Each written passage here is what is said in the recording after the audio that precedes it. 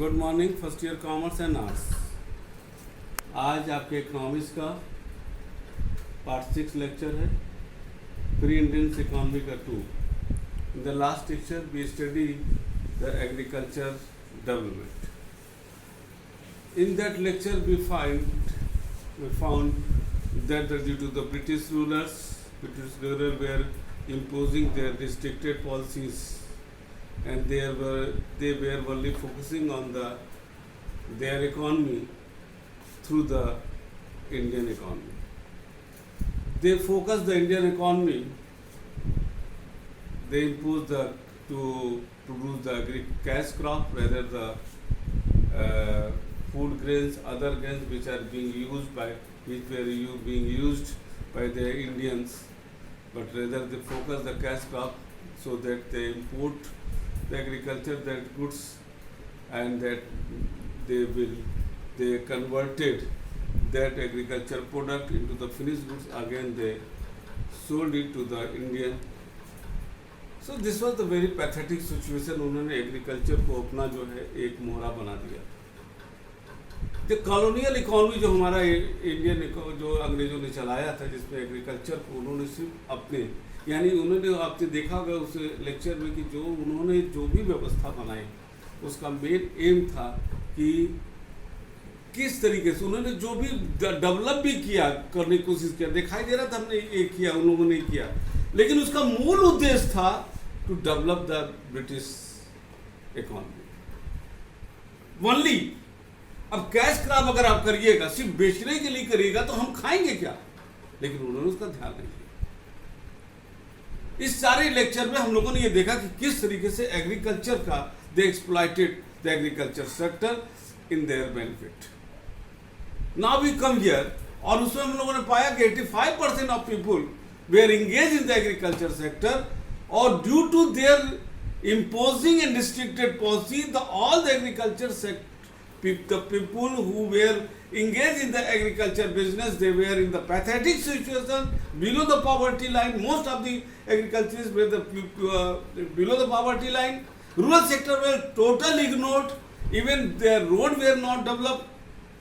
That was the totally very unemployment disguised, unemployment were increasing. Now in this lecture we will focus the industrial sector. Industrial sector को भी यहां पर हम आपको बताना चाहेंगे कि उन्होंने अपना टूल बना दिया, tool for the British development. वो उसी इंडस्ट्रीज को यहां पर डेवलप कराते थे जिसका रॉ मटेरियल इंडिया से एक्सपोर्ट हो सके। समझ लो, they only establish those unit which produce the raw material which were being used by the Britishers in their industries is as their inputs, and they converted those things into the finished goods, and again they sent it to the India। माने यहां से export, तो हमको लग रहा था export ज्यादा हो रहा है, एक्सपोर्ट ज्यादा हो रहा था सिर्फ इनपुट के रूप में जो हमारा रॉ मटेरियल था, और उसको यहाँ पे जा उन्होंने एक्सप्लॉइट कैसे किया। वो 2 रुपया का सामान यहाँ से लेके जाते थे, और एक एग्जांपल दे रहे हैं, और 20 रुपया में वो उसको कन्वर्ट करके हमारे यहाँ पर फिनिश गुड में बेचते थे। ये हालत था। It is also true through the fact and figure presented eight that time the export surplus था, यस, लेकिन वो एक्सपोर्ट सरप्लस को भी उन्होंने अपने बेनिफिट में यूज किया। पहली बात तो ये कमी आ गई कि उन्होंने एक्सपोर्ट सरप्लस में क्या किया कि वो जो एक्सपोर्ट क्या करते थे, वो रॉ मटेरियल जो वहां इनपुट होता था, और फिर वहां से फिनिश गुड्स आया, और जो फिनिश गुड्स आया वहां से, तो उसमें जो सरप्लस आता था, जो एक्सपोर्ट जाता तो हमारा इंपोर्ट अगर कम है, तो जो सरप्लस आता था उसको उन्होंने क्या किया, उसको अपने बेनिफिट में लगाया। कैसे बेनिफिट में? तमाम जो ब्रिटिशर्स के जो काम होते थे यहाँ पर, वो उनका यूज उस पर करते, अपने ऑफिस को चलाना, इसको चलाना, उसको चलाना, इन सारी चीजों को करके, यानी ओवरऑल जो डायरेक्ट दिखा कि खराब हुआ, और जो दिखा कि अच्छा हुआ, उसमें भी उनका बेनिफिट छिपा था। यानी ओवरऑल उन्होंने पूरा हमारा हमारे जो है उसको दोहन किया।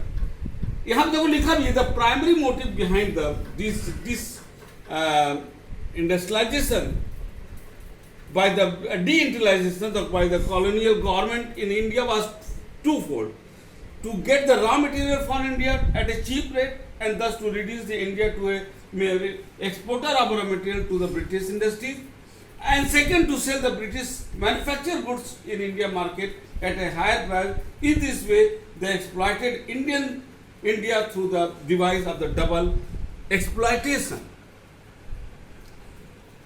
अब इंडियन हैंडीक्राफ्ट इंडस्ट्री जो था in the 18th century was in a developed state in the whole world. Particular Indian textile industries was well known throughout the world. The Muslim of Decca and painted dyed colonies, ये सारी चीजें हमारे यहाँ बहुत अच्छे पैमाने पर हो रही थी. The iron industries, the gold and silver, ivory, marble, carving, masonry, tennessee, perfumery, stone cutting, precious stone, bricks and lime industries, utensil, copper, tin, other metal industries were also in good form. Hence, the biggest loss to India during the British rule was the decline of the world famous traditional handicraft industry. कि ये जो मैंने नाम बोला, ये British के आने के पहले पूरे विश्व में हमारा ये सारी चीजें छाई थी हैंडीक्राफ्ट का, लेकिन ब्रिटिशर्स ने इसको खत्म कर दिया। जो छोटे छोटे लोग हमारे अपने हुनर के बल पर कमा रहे थे, अपने स्किल के बल पर, उनको इन्होंने पूरा चौपट कर दिया। ठीक है, britishers took deliberate policy measure to destroy this industry, जानबूझकर। Decline of the handicraft industries made following एडर्स, क्या क्या इसका इंपैक्ट हुआ? पहला, it created large scale employment, उस सब बेरोजगार हो गए, गरीबी आ गया, ठीक है ना, और उसका large scale employment. The most adverse effect of the cotton textile industry, consequently a large number of weavers become unemployed. These unemployed craftsmen migrated from urban areas to villages, भाग गए। This increased the burden of population on villages and agriculture. वहाँ पर जब भागे, वहाँ पर एक population pressure हुआ।